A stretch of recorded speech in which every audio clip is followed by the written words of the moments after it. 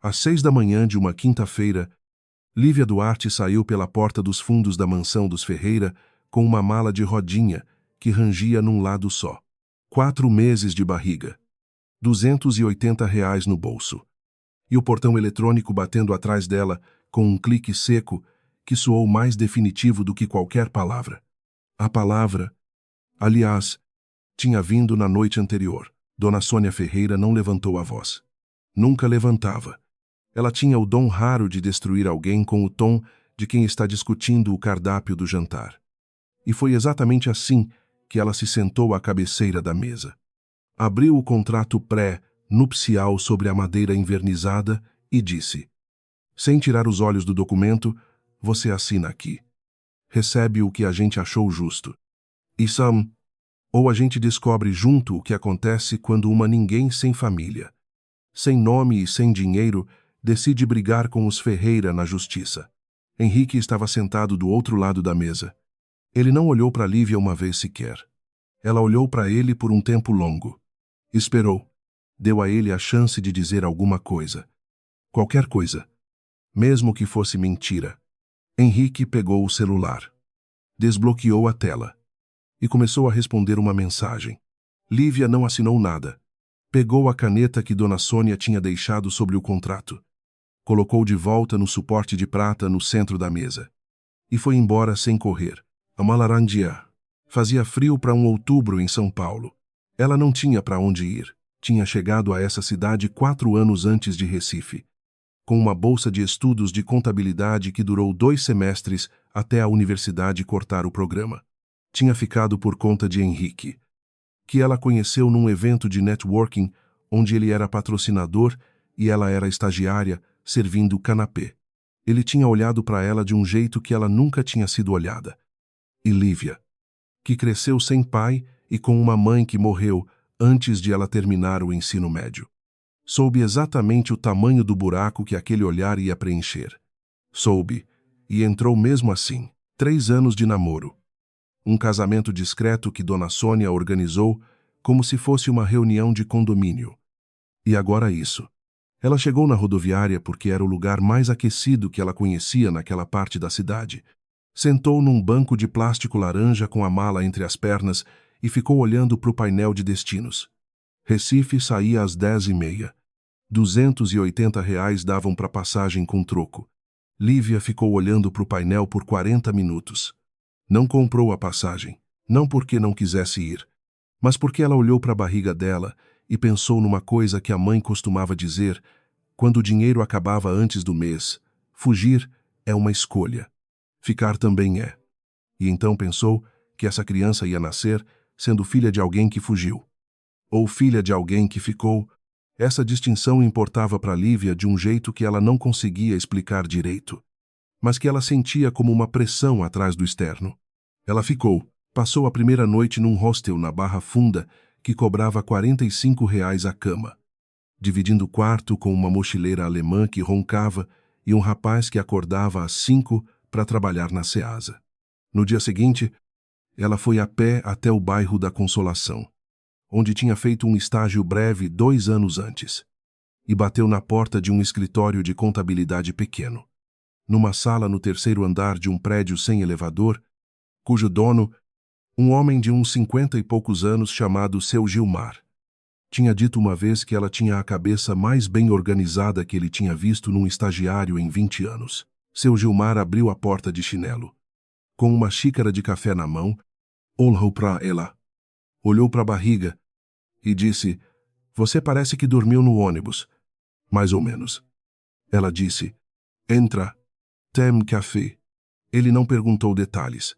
Ela não ofereceu. Mas quando ela pediu se tinha qualquer coisa para fazer digitação, conciliação, qualquer coisa, ele pegou uma pilha de pastas de cima de uma cadeira, colocou sobre a mesa e disse que pagava por pasta fechada. Eram 8 pastas. Ela fechou às 8 até às 6 da tarde. Nos dias seguintes, Seu Gilmar foi aumentando a pilha. Ele nunca formalizou nada. Nunca perguntou por que ela precisava tanto assim trabalhar. Mas na 3ª semana, ele tinha colocado um ar-condicionado portátil no cômodo onde ela trabalhava, porque, ele disse, Gestante não podia ficar com calor daquele jeito. Foi numa tarde de chuva, na quinta semana, que Tomás Braga entrou pela porta do escritório. Me conta nos comentários de onde você está assistindo agora e que horas são aí. E se você chegou agora no canal, aperta em inscrever, porque essa história ainda não terminou nem de longe. Ele tinha uns 40 anos. Terno escuro. Sem gravata. Cabelo começando a branquear nas têmporas. E a postura de quem estava acostumado a entrar em lugares e ter a atenção da sala sem precisar pedir. Veio buscar um documento que seu Gilmar tinha autenticado. E quando seu Gilmar foi lá atrás procurar, Tomás ficou de pé perto da janela, olhando para a chuva. Até que disse, sem virar. Esses lançamentos do Cavalcante S. Ei, que você está conferindo tem um erro de classificação na linha 43 que vai aparecer só na auditoria de fim de ano. Lívia ergueu a cabeça da planilha. Ele ainda não tinha virado. E Usai, ela disse, já corrigi. Mas tem um segundo erro, que não é de classificação, é de lançamento de origem. Linha 98. Esse vai aparecer antes. Agora ele virou. Ficou olhando para ela por um tempo que ela não soube medir direito. Não era o olhar de quem avalia uma mulher grávida sentada atrás de uma mesa de escritório pequeno. Era o olhar de quem acabou de virar uma esquina e encontrou algo que não esperava estar ali. Você trabalha aqui? Ele perguntou. Por enquanto, seu Gilmar voltou com o documento. Tomás assinou. Dobrou a via dele. E antes de sair parou com a mão na maçaneta e disse, ainda para Lívia Cavalcante S. Ei, é um dos meus clientes. Se você quiser, pode me ligar. Colocou um cartão sobre a beira da mesa sem cerimônia e foi embora. Seu Gilmar ficou olhando para o cartão. Depois para ela. E assoviou baixinho. Tomás Braga, sócio fundador. Braga Associados. Lívia conhecia esse nome. Todo mundo que trabalhava com direito societário em São Paulo conhecia esse nome. Braga Associados tinha desmontado 3 holdings familiares nos últimos 5 anos e saído ileso das 3. Havia uma reportagem na Exame que chamava Tomás de o homem que os ricos chamam quando tem medo de outros ricos. Ela ficou com o cartão na mão por 2 dias. Ligou na quarta-feira de manhã, às 8h03. Porque chegar pontual numa ligação importante era um dos únicos luxos que não custavam dinheiro. Ele atendeu no segundo toque. Eu liguei para dizer que tenho interesse. Ela disse, mas eu preciso que você saiba que estou grávida de quase 5 meses. Que saí de uma situação complicada há pouco mais de um mês. E que o meu CTPS não tem nada registrado desde o último estágio. Se isso for problema, pode falar agora. Houve uma pausa curta, quinta-feira às 10. Ele disse, venha ao escritório. O endereço está no cartão. Ela foi. O escritório da Braga, Associados, ficava no 32º andar de uma torre na Faria Lima. E a recepcionista tinha o tipo de postura que indicava que ela tinha sido treinada para não demonstrar surpresa com nada. Mesmo assim, quando Lívia entrou com a mala de rodinha, porque ela ainda não tinha encontrado lugar fixo para morar, a recepcionista piscou uma vez, rápido antes de sorrir e pedir que ela aguardasse. Tomás a recebeu numa sala de reunião menor do que Lívia esperava. Com uma vista que compensava o tamanho. Tinha 2 cafés e uma jarra de água sobre a mesa. Ele não abriu nenhuma pasta. Não ligou nenhum computador. Me conta o que você sabe fazer. Ele disse. Ela contou. Levou 22 minutos. Ele não interrompeu uma vez. Não olhou para o celular. Não anotou nada. Quando ela terminou, ele pegou a jarra de água, encheu os 2 copos e empurrou um para ela. Você mencionou que saiu de uma situação complicada. Mencionei. Os Ferreira. Ele disse. Não era uma pergunta. O estômago de Lívia contraiu de um jeito que ela sentiu fisicamente. Mas ela não deixou chegar ao rosto. Como você sabe, Henrique Ferreira é cliente de um concorrente meu. Quando você me ligou, eu quis saber com quem estava falando. Seu nome casou com uma história que circulou discretamente nos últimos 2 meses. Ele pousou o copo. O que me interessa não é isso. O que me interessa é que você encontrou 2 erros num balanço do Cavalcante S. Ei, que a equipe de auditoria interna do próprio grupo não achou. Era um balanço simplificado. Ela disse: "Eu tive sorte." Não foi sorte.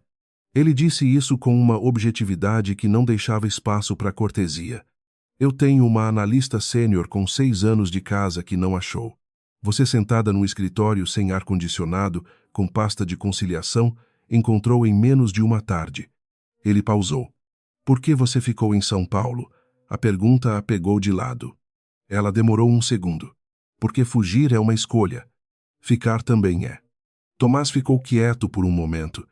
Depois disse: "Eu tenho uma proposta.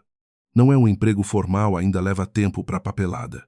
Mas tem remuneração, tem convênio médico e tem uma sala que não tem nenhuma pasta de conciliação para você.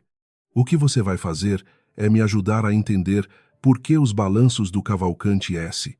Ei, dos últimos 3 anos tem inconsistências que somem antes de chegar na auditoria externa." Lívia olhou para ele. Cavalcante S. Ah, é um cliente seu ou um problema seu? A boca dele fez algo que não era exatamente um sorriso. Mas era próximo. As 2 coisas. Ele disse. Ela aceitou. Nos dias seguintes, Tomás resolveu a questão de moradia num tom que não deixava claro se era generosidade ou eficiência, um apartamento pequeno, mas decente, no Itaim Bibi, a 2 quarteirões do escritório, que pertencia a um cliente que estava 6 meses fora do país e havia pedido para ele cuidar. Você cuida do lugar. O lugar cuida de você por enquanto. Tomás disse. Como se fosse uma transação normal. Lívia não perguntou se havia outros termos. Não havia. Ela começou a trabalhar nos balanços do Cavalcante na 2ª semana, com acesso a um sistema que Tomás desbloqueou sem explicar como tinha essa credencial. O Grupo Cavalcante era um conglomerado fundado 32 anos antes por Arthur Cavalcante, um engenheiro do Ceará que tinha transformado uma construtora regional num grupo com braços em imóveis, comunicação e agronegócio. Arthur tinha morrido 4 anos antes, sem deixar herdeiro direto, vivo. O filho mais velho tinha morrido num acidente de carro, e a filha mais nova havia desaparecido do registro ainda criança, em circunstâncias que os documentos públicos descreviam apenas como adoção extrajudicial não concluída. Lívia leu essa parte 3 vezes. Depois voltou para as planilhas. Mas à noite, no apartamento silencioso com a mão posta sobre a barriga, ela ficou pensando numa coisa que a mãe adotiva nunca quis responder direito: de onde exatamente você me tirou? A resposta sempre vinha em formas diferentes do interior de São Paulo. De uma família que não podia criar. De uma situação difícil, mas nunca com nome. Nunca com documento. Nunca com a especificidade que uma pergunta real merecia. Lívia tinha aprendido a não perguntar mais. Mas era uma informação que ficava guardada no fundo. Quieta. Como água que não ferve, mas nunca esfria de vez. Na 3ª semana, ela encontrou o padrão. Os balanços do Cavalcante tinham uma anomalia que se repetia exatamente de 18 em 18 meses, uma entrada de capital classificada como aporte de sócio minoritário, que depois sumia sem rastro de saída. Não era um valor pequeno. A menor entrada era de 4,2 milhões de reais. A maior passava de 17. Ela imprimiu as linhas, organizou em ordem cronológica e levou para a reunião com Tomás numa tarde de sexta. Ele ficou olhando para a folha por um tempo longo. Você sabe o que isso significa? Ela perguntou. Significa que há um sócio minoritário que existe no papel e não existe no banco. Ele disse, com uma voz que tinha ficado mais baixa do que o normal. E significa que alguém com acesso ao sistema vem limpando essas entradas antes da auditoria há pelo menos 8 anos. Ele ergueu os olhos para ela. Você achou isso em 3 semanas. Minha equipe rastreou esse grupo por 6 meses, sem chegar aqui. Sua equipe não é contadora. Ela disse, não. Ele dobrou a folha com cuidado, como se fosse um objeto que precisava ser tratado com atenção. E guardou dentro de uma pasta que tinha uma trava de combinação que Lívia não tinha visto ele usar antes. Lívia, preciso que você faça uma coisa para mim. Preciso que você vá comigo visitar a sede administrativa do Cavalcante amanhã. Há uma pessoa lá que eu quero que você conheça. Ela franziu a testa levemente. Quem? A quarta que cuidou da casa do velho Arthur por 20 anos. Ele pausou. Dona Filomena. Ela pediu para se reunir comigo há 2 semanas. Mas não quis falar por telefone. Só quis confirmar quando eu disse que ia levar alguém. Ela pediu para você levar alguém. Ela pediu para eu levar uma mulher jovem. Ele olhou para ela de um jeito direto. Com uma marca de nascença no pulso esquerdo em forma de vírgula, o silêncio que caiu na sala foi de um tipo diferente dos outros. Lívia olhou para o pulso esquerdo. A marca tinha, desde que ela se entendia por gente, ela tinha chamado de minha vírgula quando criança. Achado graça. Esquecido. Nunca tinha parecido importante. Agora parecia. Como ela sabe que eu tenho essa marca? Lívia perguntou, com a voz saindo mais controlada do que ela esperava. Tomás não respondeu de imediato. Quando respondeu, foi com uma pergunta. Você sabe o nome completo da sua mãe biológica? Dona Filomena tinha 73 anos, e o tipo de silêncio que só vem de quem passou décadas guardando coisas que pesam. Ela recebeu Tomás e Lívia numa sala dos fundos da sede administrativa do Cavalcante.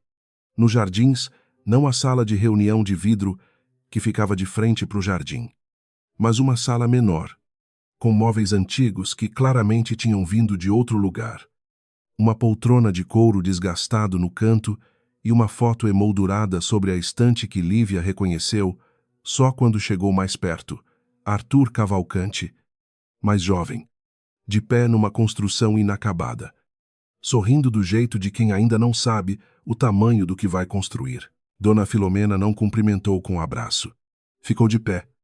Olhou para Lívia por um tempo que foi desconfortável de um jeito produtivo, como quem está confirmando uma conta que já fez várias vezes, e então disse, com a voz plana de quem ensaiou, mas ainda assim sentiu, você tem os olhos dele. Lívia não disse nada. Senta. Dona Filomena disse, tem muito para contar e eu tô velha para ficar em pé. O que Filomena contou levou 40 minutos. Tomás não interrompeu. Lívia também não. Embora em 3 momentos diferentes ela tenha precisado respirar fundo antes de conseguir continuar ouvindo. Arthur Cavalcante tinha tido 2 filhos com a primeira esposa, que morreu de câncer quando as crianças ainda eram pequenas. O mais velho, Rafael, cresceu dentro do grupo. Era o herdeiro natural.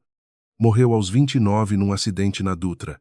A mais nova, Ana Clara, tinha 6 anos quando a mãe morreu e foi criada pela avó materna em Fortaleza.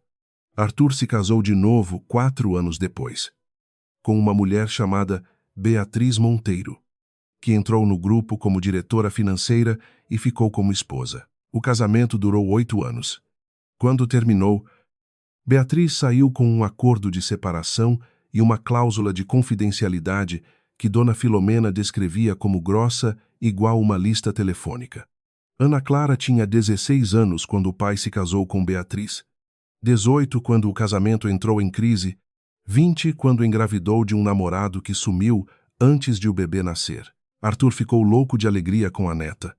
Dona Filomena disse, com uma voz que tinha ficado mais lenta, mas Ana Clara não estava bem.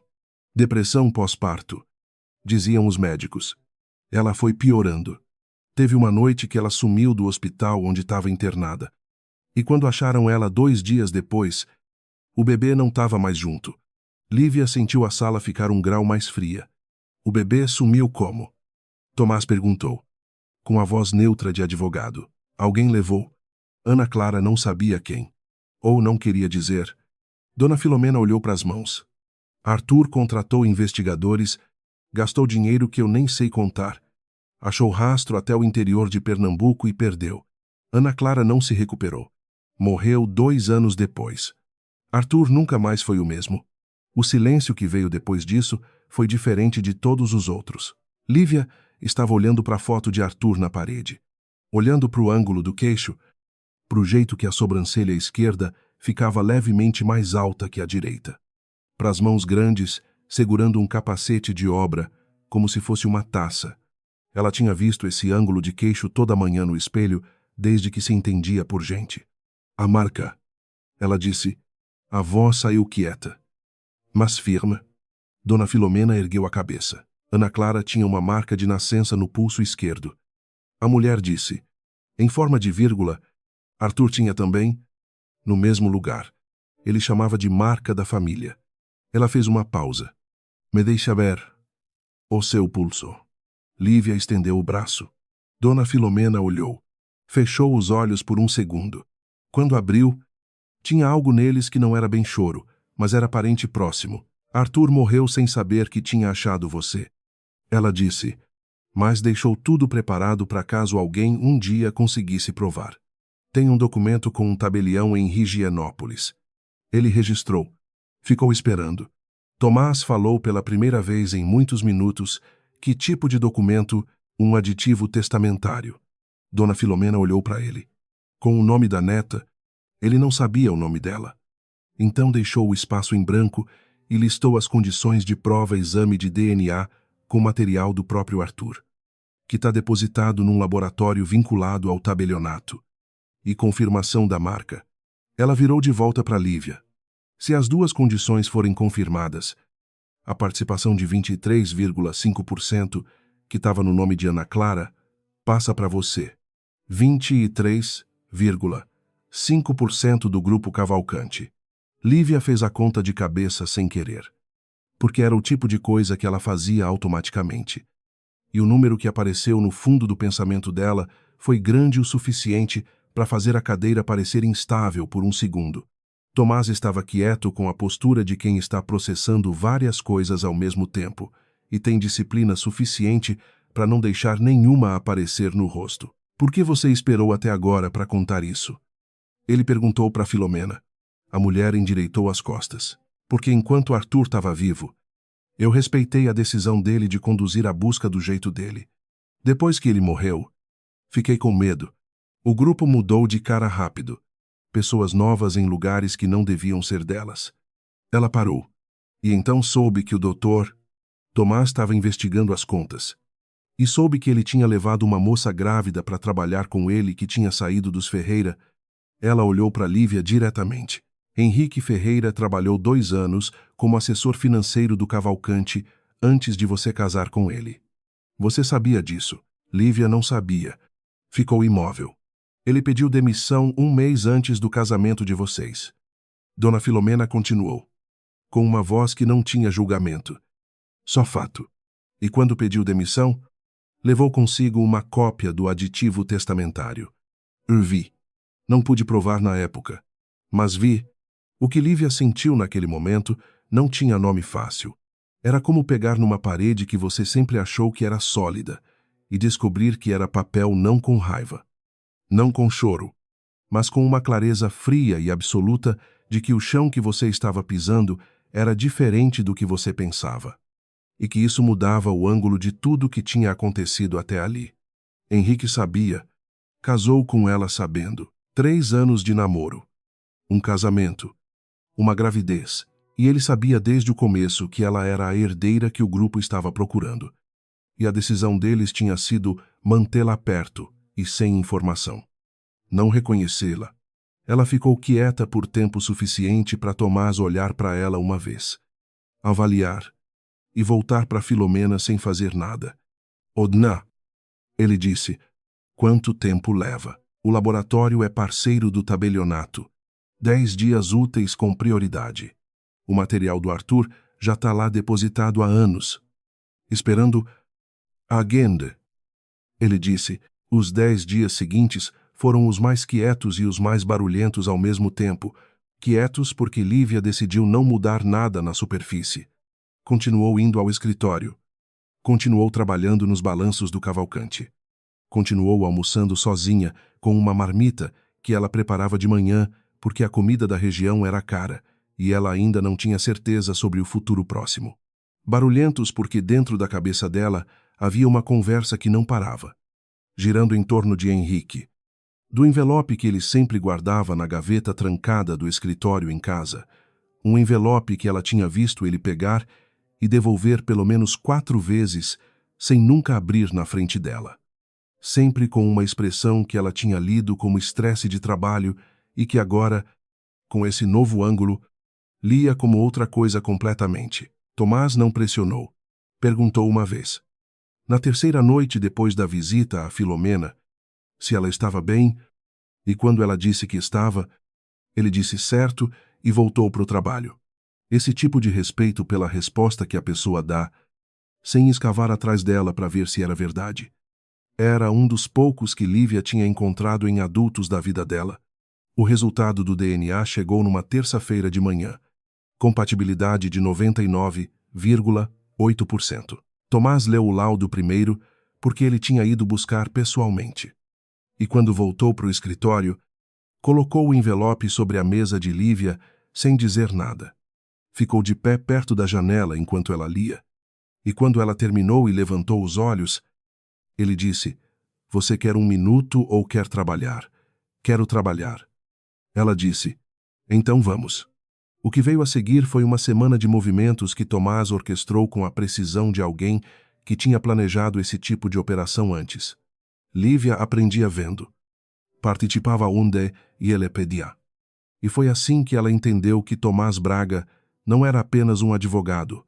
Bom, era alguém que entendia que batalhas desse tamanho se vencem antes de chegar no campo.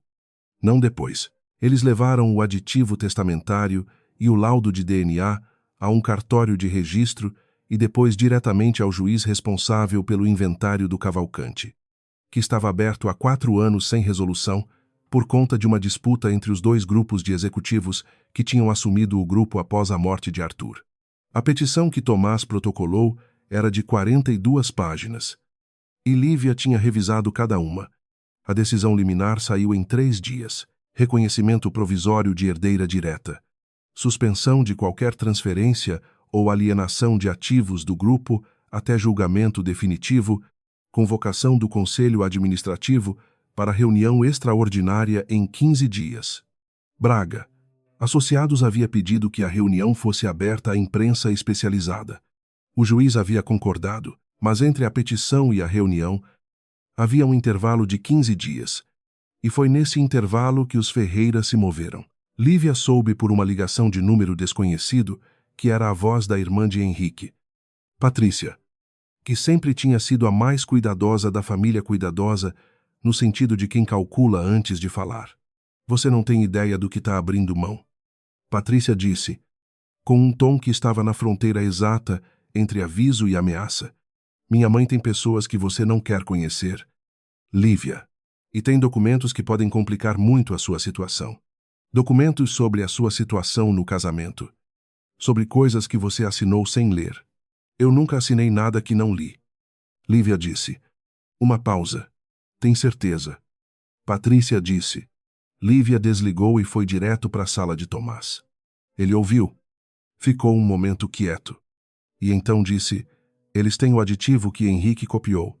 Vão tentar usar isso para dizer que você já tinha conhecimento da herança antes do casamento e entrou nele de má fé. Isso não faz sentido." Ela disse: "Eu não sabia de nada." "Não precisa fazer sentido. Precisa criar dúvida suficiente para atrasar o processo. É o único recurso que eles têm agora." Ele pausou. "Mas para essa tese funcionar, eles precisam provar que você teve acesso ao documento. E isso cria um problema para eles." "Que problema?" "Se eles apresentarem uma cópia do aditivo testamentário que só podia ter vindo de dentro do Cavalcante, estão provando que Henrique levou um documento confidencial quando pediu demissão. O que transforma isso numa questão criminal além de civil." Ele olhou para ela. "Eles provavelmente não pensaram nisso ainda. Ou pensaram e estão apostando que você não perceberia." Lívia ficou em silêncio por um momento. "Eles apostaram errado." Ela disse: "Sim." Tomás disse: "Apostaram."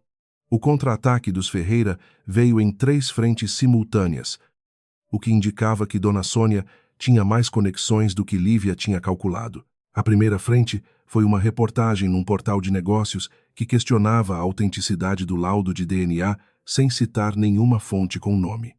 A segunda foi uma petição de impugnação ao processo, depositada por um escritório de advocacia que Lívia descobriu. Depois de 2 horas de pesquisa nos registros públicos, Ter como sócio oculto um cunhado de Sônia Ferreira. A terceira foi pessoal. Henrique apareceu no apartamento onde Lívia estava morando. Zemobizar. Num sábado de manhã. E ficou de pé na porta com uma expressão que ela nunca tinha visto. Nele não era culpa, não era raiva. Era algo mais próximo de cálculo com verniz de arrependimento. Você podia ter evitado tudo isso. Ele disse. Ela tinha a porta aberta só até a corrente. Como exatamente aceitando o acordo? Zomindo. Era o mais simples para todo mundo. Simples para vocês. Ela disse. Você não vai ganhar isso. Lívia. Minha mãe tem relações que você não imagina. Esse juiz vai ser trocado. O processo vai afundar em recurso. Você vai ter um bebê para criar sozinha. Sem dinheiro. Sam. Henrique. A voz dela saiu baixa o suficiente para ele precisar parar de falar para ouvir. Quando você foi trabalhar no Cavalcante, foi para me encontrar. Ou eu apareci depois, ele ficou quieto por um segundo longo. E foi esse segundo que ela precisava. Porque a resposta que ele não deu era mais clara do que qualquer coisa que ele pudesse ter dito. Vai embora. Ela disse. E fechou a porta. Se você fosse a Lívia e descobrisse que o homem que disse que te amava foi colocado na sua vida de propósito para te manter longe do que era seu, por direito, o que você teria feito diferente, me conta nos comentários. Eu leio todos. E de onde você está assistindo agora? Que horas são aí? Tomás soube da visita de Henrique porque Lívia contou na segunda-feira, e o que ela contou não foi a versão emocional, foi a versão útil. O segundo que ele hesitou antes de não responder a pergunta sobre quando tinha ido para o Cavalcante. Isso confirma que ele foi contratado com um objetivo específico. Tomás disse, mas para usar isso na reunião, precisamos de algo mais do que sua interpretação de um silêncio. Por mais correta que ela seja. O envelope. Ela disse. Ele ergueu os olhos. Ele sempre guardou um envelope na gaveta do escritório em casa. Nunca abriu na minha frente. Minha intuição diz que é o aditivo à cópia que ele tirou do Cavalcante. Se for. E se ainda tiver lá, é a prova de que ele tinha o documento e nunca revelou a existência da herança para mim. Você ainda tem chave de lá. Não mudei de endereço no registro. Tenho direito de entrada legal. Tomás ficou quieto por um momento. Você vai precisar de uma testemunha. Ele disse. E de um oficial de registro para documentar o que for encontrado. Oisai. É arriscado. Eu sei isso também. Ele ficou olhando para ela por um tempo. Quinta-feira, às 8 da manhã. Ele disse. Henrique tem uma reunião fora às 8h30. Eu verifico o compromisso dele na agenda pública. Ele pausou. E Lívia, se ele não tiver ido. A gente não entra. Combinado. Combinado. Na quinta-feira, às 8h17. Na presença de um oficial de notas e de Tomás. Lívia entrou pela última vez no apartamento onde tinha morado 3 anos. O lugar estava diferente de um jeito que ela não tinha esperado sentir. Não pior, só diferente. Como um lugar que pertencia a outra versão dela, que já estava distante o suficiente para não doer mais. Só para ser observada com aquela clareza quieta que vinha depois que a dor terminava o trabalho dela. Ela foi direto ao escritório. A gaveta tinha uma tranca de chave que ela nunca tinha tido. Mas o segundo gaveta, embaixo, não tinha, e o envelope estava lá, sem tranca, como se Henrique tivesse trocado de lugar e esquecido que ela conhecia todos os lugares daquele apartamento melhor do que ele. O oficial de notas documentou a localização, Tomás abriu o envelope com luvas e o oficial fotografou cada página antes de qualquer um ler. Era o aditivo. A cópia completa, com a assinatura de Arthur e o número do tabelionato, e junto com o aditivo havia uma folha manuscrita, letra de Henrique. Lívia reconheceu sem precisar de esforço com datas e valores, datas que coincidiam com momentos específicos do relacionamento deles. A data em que ele tinha pedido para namorar, a data em que tinha proposto o casamento, a data em que ela tinha engravidado. Cada data tinha um valor ao lado. Valores que ela não reconhecia. Tomás olhou para a folha por um tempo. Ele estava sendo pago. Ele disse, baixinho, em datas específicas, Alguém estava pagando para ele manter você perto e desinformada. Lívia ficou de pé no meio do escritório, com a barriga de 6 meses e meio, olhando para a letra do homem com quem tinha dividido cama por 3 anos. E o que ela sentiu foi uma coisa estranha, não o colapso que talvez esperasse de si mesma, mas algo mais próximo de um encaixe, como se a última peça de um quebra-cabeça, que ela nem sabia que estava tentando montar, tivesse finalmente chegado ao lugar. Quem pagou? Ela perguntou. Tomás olhou para ela. Os valores são transferências de uma holding offshore. Ele pausou. Mas o padrão de distribuição é idêntico ao padrão dos aportes que somiam nos balanços do Cavalcante. O silêncio que veio depois durou pouco, porque então Lívia entendeu não o aditivo. Não, Henrique. Não os balanços isoladamente, mas os 3 juntos. E quem estava no centro dos 3? Não era Dona Sônia. Dona Sônia era usuária de uma estrutura que alguém maior tinha montado. Quem estava no Cavalcante, antes de Arthur morrer, que tinha acesso a essa estrutura? Ela perguntou. Tomás dobrou a folha manuscrita com cuidado. A diretora financeira que ficou 8 anos como esposa. Ele disse. E que saiu com um acordo de separação e uma cláusula de confidencialidade que cobria o período inteiro do casamento. Beatriz Monteiro. A reunião extraordinária do Conselho do Cavalcante estava marcada para uma quinta-feira, às 10 da manhã, numa sala de conferências no 18º andar da sede, com câmeras de 2 veículos especializados já posicionadas no corredor, quando Lívia chegou às 9h40 com Tomás. Ela vestia um blazer cinza que tinha comprado 2 dias antes, não porque precisava impressionar, mas porque queria entrar naquele lugar sentindo o peso do próprio corpo, não o peso do que os outros esperavam dela. A barriga de quase 7 meses não cabia mais nos cortes que ela usava antes. E havia algo libertador nisso, que ela não tinha tempo de examinar direito, mas que existia. Tomás caminhou ao lado dela sem falar. Não havia nada útil para dizer que ainda não tivesse sido dito, no corredor antes da sala. Eles cruzaram com Henrique. Ele estava com um advogado que Lívia não conhecia. Terno, novo. Expressão de quem passou a noite acordado e estava usando a rigidez do rosto como substituto de energia. Quando viu Lívia, parou por um segundo involuntário. Pequeno, mas real. Ela notou. Continuou andando. Henrique disse. Baixo o suficiente para não alcançar as câmeras. Isso ainda pode parar aqui. Lívia não diminuiu o passo. Para você. Talvez, ela disse, sem virar. A sala tinha uma mesa oval com 14 cadeiras e uma tela de projeção que Tomás havia solicitado. Os conselheiros já estavam sentados, 6 homens e 2 mulheres. A maioria com a expressão específica de quem foi convocado com pouco aviso e muita pressão, e que ainda não tinha decidido de que lado estava, porque estava esperando ver quem tinha mais estrutura antes de escolher. Lívia conhecia esse tipo de cálculo. Havia aprendido a reconhecê-lo cedo, no lado oposto da mesa, sentada com a exatidão de quem não ocupa espaço por acidente, mas por decisão. Estava Beatriz Monteiro. Lívia tinha visto fotos. A realidade era mais compacta, uma mulher de uns 55 anos. Cabelo escuro sem um fio branco que fosse. Roupas na escala de cinza que comunicavam autoridade sem chamar atenção. Os olhos dela encontraram os de Lívia quando ela entrou. E não desviaram. Era o olhar de alguém que havia calculado essa possibilidade e decidido que ainda tinha cartas. Tomás abriu a reunião com a apresentação do laudo de DNA, do aditivo testamentário e dos documentos obtidos no apartamento de Henrique, tudo projetado na tela, página por página, com uma objetividade que não precisava de dramaturgia, porque o material fazia o trabalho sozinho. Os conselheiros ficaram quietos. Um deles, o mais velho, começou a fazer anotações. Quando Tomás terminou, Beatriz pediu a palavra. Ela falou por 8 minutos sem papel.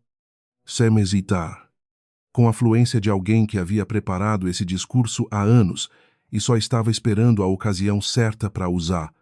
Disse que o laudo de DNA era contestável porque o material biológico depositado pelo falecido Arthur não tinha cadeia de custódia verificável.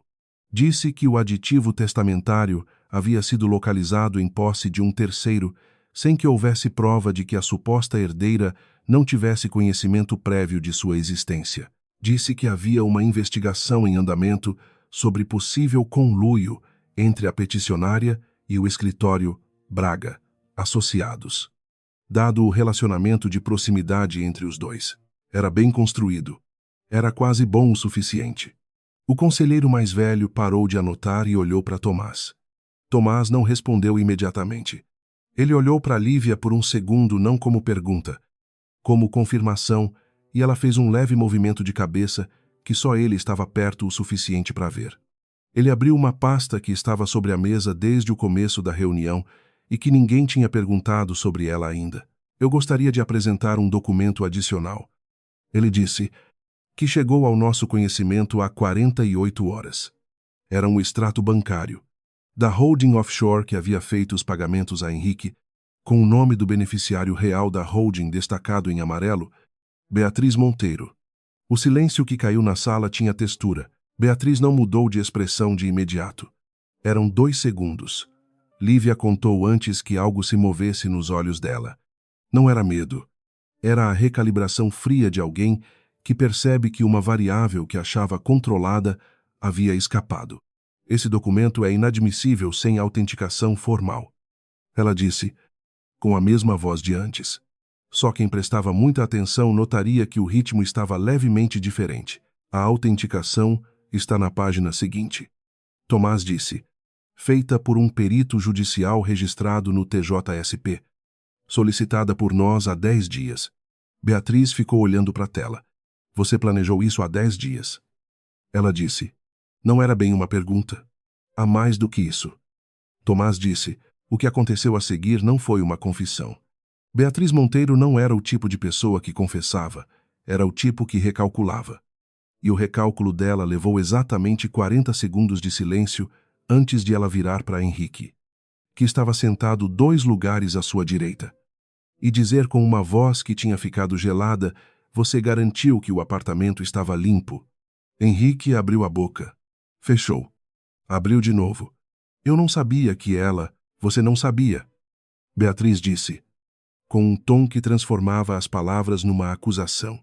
Você nunca sabe de nada que não convém saber. É exatamente por isso que eu precisei cuidar de tudo sozinha desde o começo. E foi aí, nessa rachadura que ela mesma abriu ao virar contra Henrique, que Tomás entrou. Desde o começo. E ela repetiu. Com calma. Que começo?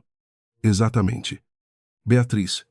Ela percebeu o erro fração de segundo, depois de cometê-lo. Mas fração de segundo. Naquela sala, era tarde demais. Tomás projetou a última página do extrato, não os valores, mas as datas. E ao lado das datas, numa coluna paralela que ele havia preparado, estava uma linha do tempo a data em que Ana Clara foi internada, a data em que o bebê desapareceu do hospital, a data da primeira transferência da holding. A holding havia sido constituída 3 semanas antes do desaparecimento do bebê. O conselheiro mais velho olhou para a tela. Depois para Beatriz. E quando ele falou foi com a voz de alguém que chegou a uma conclusão que não queria chegar. Beatriz, você foi diretora financeira do grupo quando Ana Clara foi internada. Eu tinha acesso às finanças. Ela disse, não às decisões pessoais da família. A holding foi aberta com recursos do grupo. Tomás disse, o perito rastreou a origem do capital inicial. Está na página 18. Beatriz ficou quieta. Lívia havia ficado quieta durante toda essa parte. Não porque não tinha nada a dizer, mas porque o que estava sendo desmontado na frente dela era maior do que qualquer coisa que ela pudesse ter acrescentado com palavras. Era a arquitetura inteira de uma decisão que havia sido tomada décadas antes, por alguém que havia calculado que uma criança desaparecida era mais administrável do que uma herdeira viva e informada. Era ela. Era a criança. Tinha sido ela o tempo todo, e a mulher que havia feito esse cálculo estava sentada a 2 metros dela. Recalculando ainda, até o último segundo. Lívia se perguntou. Por um momento. Se sentia ódio. Procurou. Não achou. O que havia no lugar do ódio Era algo mais sólido e menos quente, uma clareza sobre quem cada pessoa naquela sala havia escolhido ser, incluindo ela mesma. Beatriz, ela disse. Era a primeira vez que ela falava desde que a reunião começara. Todos na mesa olharam para ela. Beatriz também olhou. Os olhos dela tinham aquela qualidade de pedra que Lívia imaginava que levava uma vida inteira de escolhas específicas para construir. Você podia ter deixado estar. Lívia disse. Depois que Arthur morreu, o grupo já era de vocês, na prática. A busca pela herdeira estava parada. Ninguém ia achar. Ela fez uma pausa. Por que você contratou Henrique para me monitorar? Eu nem sabia que existia. Beatriz ficou quieta por um momento que foi longo o suficiente para não ser confortável. Você não sabia. Ela disse. Mas eu tinha aprendido que as coisas que a gente acha enterradas costumam aparecer no pior momento possível. A voz dela não tinha arrependimento. Tinha a convicção plana de alguém que acredita que as escolhas que fez eram logicamente necessárias. Arthur deixou o tabelionato. Deixou o material de DNA. Deixou Filomena sabendo de tudo. Um dia alguém ia puxar o fio certo. Ela olhou para Lívia com algo que era quase respeito e quase desprezo ao mesmo tempo. Eu só queria saber quando e quem. E quando Henrique disse que eu estava grávida, a pausa foi de um tipo diferente. Aí ficou mais urgente. Beatriz disse. O silêncio que caiu depois dessa frase era o tipo que não precisava de comentário. O conselheiro mais velho fechou o caderno de anotações, olhou para o presidente do conselho que estava sentado na cabeceira e disse: Eu acho que a reunião precisa ser suspensa por 30 minutos, enquanto consultamos o jurídico interno. O presidente concordou. Beatriz não levantou imediatamente. Ficou olhando para a tela onde as datas ainda estavam projetadas. Então se levantou. Ajeitou o paletó com um gesto que era quase mecânico de tanto ser feito. E foi em direção à porta. Honte de serre. Parou. Não virou completamente só o suficiente para que o perfil ficasse visível. Você vai ter muito trabalho pela frente. Ela disse, para ninguém específico. Ou para todos. Um grupo desse tamanho não se administra com vontade e balanços de escritório pequeno. Ela saiu. A porta fechou com um clique seco que Lívia achou que ia reconhecer por muito tempo. O intervalo de 30 minutos virou 90. Lívia ficou numa sala menor com Tomás e uma garrafa de água que ela foi bebendo devagar enquanto ele respondia mensagens, e ela ficava olhando pela janela para o movimento da Faria Lima, lá embaixo entregadores. Executivos. Uma mulher com um carrinho de bebê parado no semáforo que estava fazendo alguma coisa com o celular enquanto esperava o verde. Ela vai fugir. Lívia perguntou. Sem virar da janela. Não tem para onde. Tomás disse. Sem parar de digitar. O Ministério Público já foi notificado ontem à noite.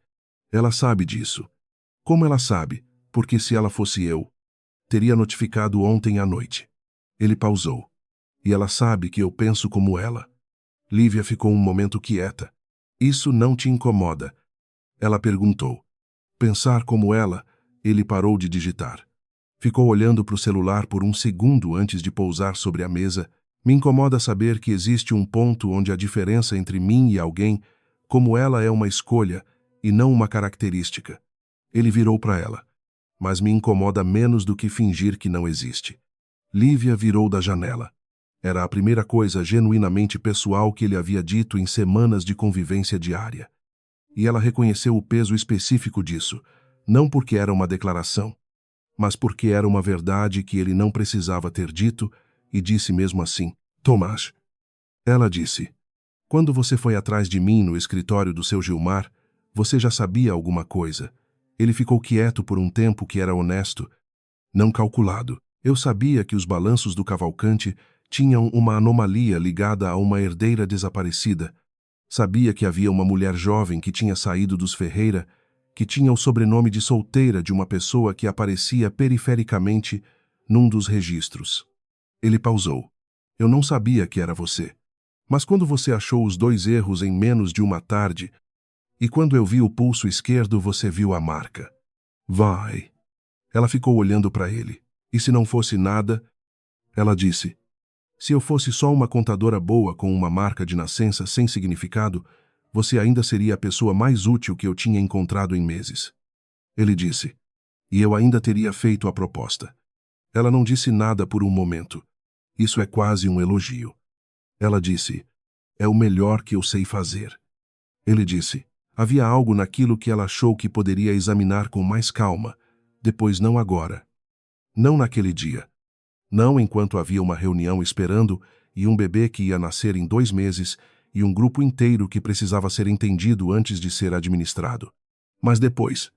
Talvez, com o tempo, a porta da sala menor abriu. Era a assistente do presidente do conselho. Podem voltar. Ela disse. A votação levou 12 minutos. 8-0, pelo reconhecimento formal de Lívia Duarte Cavalcante como herdeira direta e detentora dos 23,5% registrados no aditivo testamentário de Arthur Cavalcante. Com efeito imediato sobre as decisões do Conselho. O presidente leu a ata em voz alta, com a cadência de quem já leu muitas atas e sabe que o peso de um momento não depende da velocidade com que as palavras são ditas. Quando terminou, olhou para Lívia. Bem-vinda ao grupo. Ele disse. Ela agradeceu com um aceno que era firme e simples, porque era o que a situação pedia e porque ela havia aprendido, ao longo dos últimos meses, que os momentos grandes não precisam de gestos grandes para serem reais. As câmeras estavam no corredor quando eles saíram. Tomás ficou um passo atrás não por protocolo, mas porque era o tipo de coisa que ele fazia sem precisar discutir. O repórter do canal de negócios que abordou Lívia primeiro era jovem. Tinha microfone na mão e a expressão de quem ainda não está certo sobre o tamanho do que está cobrindo. Dona Lívia. O senhor pode confirmar. Pode confirmar. Ela disse, antes que o repórter terminasse. Sou a nova sócia do Grupo Cavalcante. Tenho 23,5% de participação reconhecida hoje pelo Conselho. E sim, estou grávida de quase 7 meses, que é uma informação relevante só porque esse bebê também vai ser herdeiro. O repórter piscou. Tem algo que a senhora queira dizer sobre como chegou até aqui? Lívia ficou um segundo. Eu saí de mãos vazias de um lugar que apostou que eu não ia voltar. Eles apostaram errado. Ela pausou. Isso é tudo que precisa ser dito. Ela voltou para casa naquela noite, o apartamento no Itaim, que ainda era provisório, mas havia se tornado familiar, e ficou um longo tempo sentada no sofá com a mão na barriga, sem televisão, sem celular, ouvindo o silêncio específico de um apartamento à noite numa cidade grande, que é um silêncio cheio de ruído, mas que com o tempo começa a parecer descanso. O bebê se mexeu. Ela deixou a mão onde estava. Nos dias seguintes vieram as investigações formais. Os processos. Os advogados de Beatriz tentando construir uma defesa que tinha cada vez menos estrutura à medida que os documentos iam sendo apreciados. Henrique prestou depoimento numa quinta-feira e saiu do prédio do Ministério Público com uma expressão que Lívia soube por uma foto que saiu nos portais não de derrota, mas de alívio. O que era? Ela pensou. Talvez o retrato mais honesto que ela já tinha visto do homem com que ele havia vivido 3 anos carregando um peso que era grande demais e que não era dele. E agora, o peso havia sido retirado pelo único método possível ter sido descoberto. Ela não sentiu pena, mas também não sentiu mais raiva. Dona Filomena ligou numa manhã de sábado para dizer que tinha ido visitar o túmulo de Arthur e deixado flores da parte da bisneta que ele nunca conheceu. Da parte da bisneta. Lívia repetiu. Você está esperando uma menina. Dona Filomena disse, com a convicção de quem não está fazendo uma aposta, mas comunicando um fato. Eu sempre soube essas coisas. Lívia não perguntou como ela sabia. Só agradeceu. 6 semanas depois, numa terça-feira de manhã, com chuva fina em São Paulo, Lívia Cavalcante entrou pela primeira vez como sócia na sede administrativa do grupo que o avô havia construído do zero. Passou pela recepção com o bom dia de quem conhece os nomes das pessoas que trabalham nos lugares por onde passa, porque ela havia feito questão de aprender. Porque esse era o tipo de detalhe que separava um dono de um ocupante, e subiu até a sala que havia sido preparada para ela no 17º andar. A vista era diferente da que ela tinha do escritório da Braga Associados. Mais alta, mais aberta. Ela ficou um momento olhando antes de abrir o computador. Havia uma pilha de pastas sobre a mesa, não de conciliação, não de terceiros, mas dos balanços reais do grupo, que ela havia pedido antecipadamente e que estavam esperando por ela com marcadores coloridos de uma analista que havia deixado um bilhete sobre a pasta de cima bem-vinda. Encontrei mais 3 anomalias. Vou adorar trabalhar com alguém que entende o que está procurando. Lívia sorriu. Abriu a primeira pasta. Beatriz Monteiro foi indiciada 38 dias depois. O processo era longo. Processos sempre são, mas as provas eram sólidas o suficiente para que o afastamento de qualquer função ligada ao grupo fosse imediato e definitivo. Ela não fez declarações públicas. Seu advogado falou por ela em 3 linhas que diziam essencialmente nada. O último registro que Lívia teve dela foi uma foto que saiu num portal pequeno Beatriz, entrando num escritório de advocacia em Pinheiros. Sozinha. Sem assessores. Sem o paletó cinza de sempre de blazer preto. Cabelo preso. Olhando para o chão com a atenção de quem está pensando em outra coisa completamente. Era uma foto comum, mas havia algo nela, naquela mulher, que havia construído uma estrutura de décadas e visto ela ser desfeita numa tarde de reunião que Lívia ficou olhando por mais tempo do que esperava. Não com satisfação, com algo mais quieto, com o entendimento de que algumas pessoas fazem escolhas que parecem necessárias no momento em que são feitas e que a distância entre quem elas se tornaram e quem podiam ter sido é uma conta que elas carregam sozinhas. Lívia fechou a aba, voltou para os balanços. O bebê nasceu numa sexta-feira, às 4:30 da manhã, com a pressa específica de quem decidiu que estava pronto independentemente de qualquer agenda. Tomás estava na sala de espera porque Lívia havia ligado para ele às 2 da manhã, quando as contrações começaram, e ele havia chegado em 12 minutos sem fazer perguntas. Ficou lá a noite toda.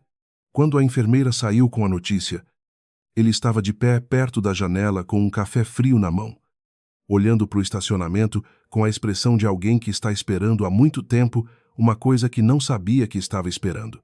Uma menina, a enfermeira disse. Tomás ficou quieto por um segundo. Depois foi ver.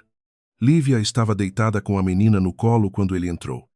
E havia no quarto aquele tipo de silêncio que só existe nos primeiros minutos depois de alguma coisa que muda o tamanho do mundo, não o silêncio vazio, mas o cheio, o que cabe dentro de si mesmo sem precisar de preenchimento. Ela tem o queixo do Arthur. Lívia disse. Sem ergueu os olhos da filha. Tem. Ele disse, de pé perto da cama, sem saber muito bem onde colocar o café. Ela ergueu os olhos então. Obrigada. Ela disse. Não era uma palavra pequena. Era a versão compacta de muitas outras que ela havia guardado ao longo de meses, porque não eram o momento certo. E agora eram o momento certo, mas ela só precisava de uma. Tomás pousou o café sobre a mesa de cabeceira, puxou a cadeira que estava encostada na parede e sentou não perto demais, não longe demais. O lugar exato de alguém que está presente, mas que entende que o centro daquele quarto não é ele. Como vai chamar? Ele perguntou. Lívia olhou para a filha. Clara. Ela disse, Ana Clara. Pelo nome da mãe que ela nunca vai conhecer, mas que existiu. Tomás ficou quieto com isso por um momento. É um bom nome. Ele disse. E? Ela disse. E ficaram assim ele na cadeira. Ela na cama, com a Clara no colo. A janela do quarto deixando entrar a luz cinza de uma manhã de sexta-feira em São Paulo, por um tempo que nenhum dos dois mediu. Porque não havia nada que precisasse ser resolvido naquele momento. Nenhuma pasta para abrir. Nenhuma reunião esperando. Só aquele quarto, e aquela criança e 2 adultos que haviam chegado até ali por caminhos que nenhum deles havia planejado. O que havia entre eles ainda não tinha nome, mas estava lá, quieto e real, esperando pelo tempo que ambos sabiam que ia chegar não hoje, não esta semana, mas num futuro que agora existia de um jeito que há alguns meses nenhum dos dois teria apostado. Lívia olhou pela janela. A chuva tinha parado. Qual foi o momento que mais pegou em você nessa história? Quando Lívia descobriu que Henrique sabia desde o começo. Quando Beatriz se entregou virando contra ele na reunião. Ou quando a Clara nasceu e tudo finalmente fez sentido. Me conta nos comentários. E manda de onde você está assistindo agora. Que horas são aí?